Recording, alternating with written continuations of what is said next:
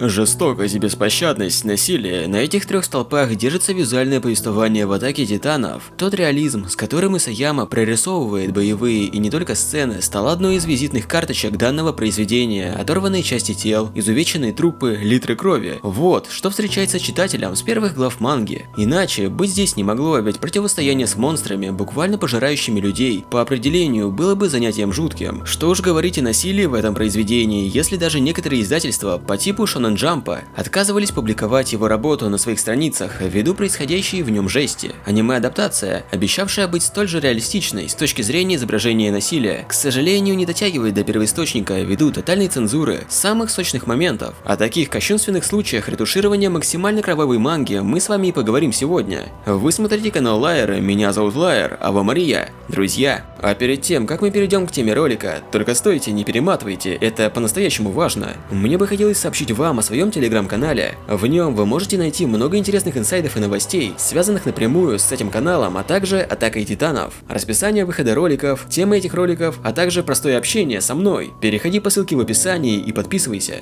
Возмутительные эпизоды цензуры встречают нас уже в первой серии аниме. По возвращению в Шиганшину разведкорпус нагоняет разбитая горем мать, как будто предчувствуя гибель своего сына. От него остался только обрубок руки, который был передан бедной женщине. Если в манге рука была показана крупным планом, то в аниме был лишь быстрый кадр, показывающий только ее часть. Да, это не столь важный для сюжета визуальный момент, однако он многое говорит о способностях и желании студии показать ужас происходящего так, как он был показан в манге. С рукой еще можно смириться, куда более страшная потеря нас ожидает несколькими минутами позже, когда колоссальный титан пробил ворота города, разрушив дом Эрена и придавив его мать. Помимо того, что смерти людей постарались обрисовать более гуманно, нет явно выглядывающих частей тел из-под завалов, смерть матери главного героя была подвергнута чудовищной цензуре. В аниме, когда Титан съедает ее на глазах Эрена, нам показан сам процесс поедания. Из пасти Дина Фриц выглядывают переломанные ноги несчастной, и за всем этим наблюдает ее сын. Что же мы получили в аниме? На момент укуса кадр смещается то на глаза Титана, то на брызги крови. Сама Карла же показана не была. Был ли важен этот момент для осознания происходящего? Скорее нет, чем да. Даже с такой урезанной сценой убийства мы прекрасно поняли, что видел и чувствовал в тот самый момент Эрен. Так-то оно так, да вот только неприятный осадок для любителей максимальной точной передачи фреймов из манги остался. После падения Шиганшины, следующие события, готовившие обитателям внутри стен тяжкие испытания, начались ровно спустя 5 лет после произошедшего. Атака на Трост стала вторым испытанием человечества на прочность. На этой битве было не обойтись без жертв, жестокости и прочего, поэтому Исаяма довольно дотошно изобразил сцены насилия, которые до аниме добрались в довольно скомканном виде. Помните ли вы тот самый неожиданный момент, когда Эрен в полуярости кинулся мстить за своего товарища, съеденного Титаном, после чего сам лишился ноги? В манге его увечье было показано читателям в очень крутом ракурсе, на месте укуса виднелось мясо, кости и прочие прожилки. А что же мы получили в аниме? Правильно, заблюренное мыльцо. Подобным образом было спрятано множество травм, примеры которых мы не раз еще затронем. Черт с ней с ногой, дальше нас ждал еще более устрашающий и одновременно печальный эпизод. Помните ли вы, в первых сериях сериала среди второстепенных персонажей мелькала глупая и беззаботная парочка? Если забыли, то напомню, их звали Ханна и Франц. Их недолгий роман обратился трагично. Франц лишился половины туловища в бою. Момент действительно не для всех. Но на то она и Атака Титанов. В манге ничто не мешает лицезреть рыдающую над трупом девушку, в то время как в экранизации его загораживает Армин. С одной стороны, видеть настолько тотальную цензуру неприятно. С другой же, в аниме пришлось бы рисовать Франца половинку. Не только кровь, но и подробное содержание внутреннего мира погибшего солдата. Это было бы не столь жутко, сколько мерзко, а у автора стояла четкая цель – передать весь тот ужас, что несет война с Титанами. Кстати, о них. Как обстоят дела с кромсанием гигантов на кусочки? Во всем сериале есть два основных способа упрятать наносимые им раны от взора телезрителей. Первый способ – поставить сцену так, чтобы вырезанный участок шеи остался за кадром. И второй – пар, выделяемый Титаном. Здесь я уже не могу оправдывать художников. Титаны ведь лишены органов, они по сути мешки мышц. Ну покажите вы участок тела, который от кожи отличается только цветом. Неужели это чересчур? Друг, если ты все еще досмотрел до этого момента и не выключил видео, то не забудь подписаться на канал, ведь я так понял, видео тебе понравилось. Помоги мне набрать 50 тысяч подписчиков, они уже не за горами, большое спасибо. Но не только стычки разведчиков и титанов попали под нож сценаристов и художников. Бои титанов с титанами также перетерпели изменения.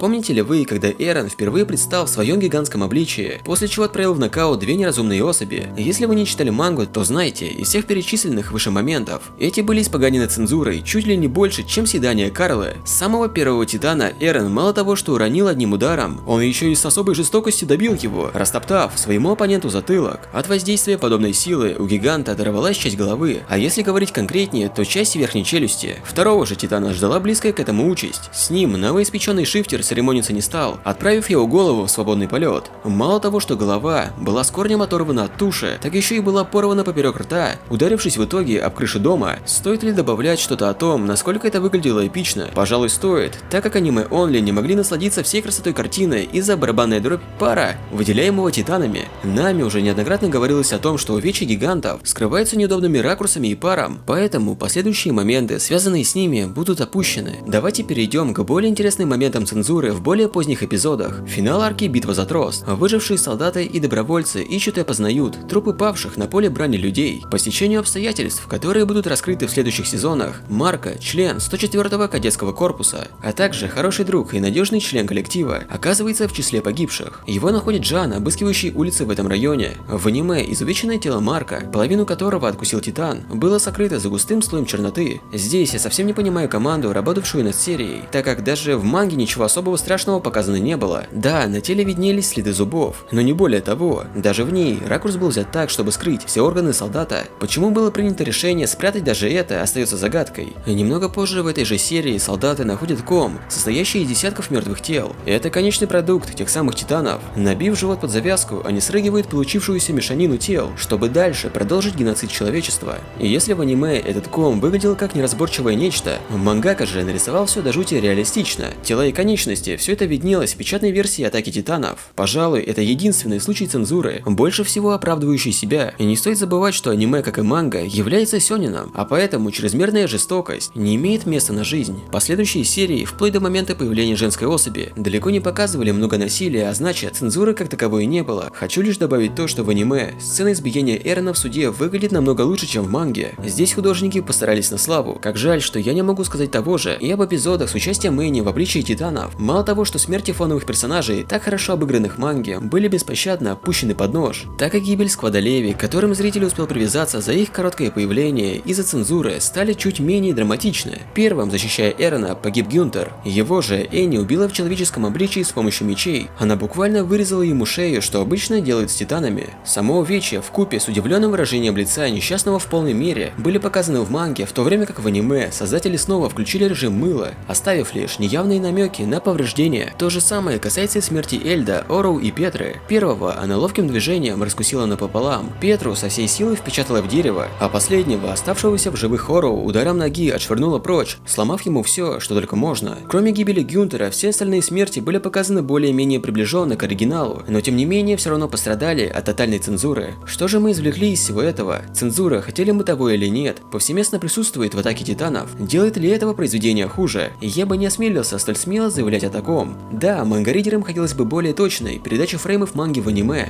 однако было бы куда хуже, если бы автор зациклился именно на этом, потеряв из виду суть самого произведения. Все-таки, как ни крути, подобных сцен в общем хронометраже не так уж и много, и они не сильно портят впечатление от просмотра, особенно если были хорошо замаскированы. Ну а вы были на канале Лайера, а вы Мария, друзья.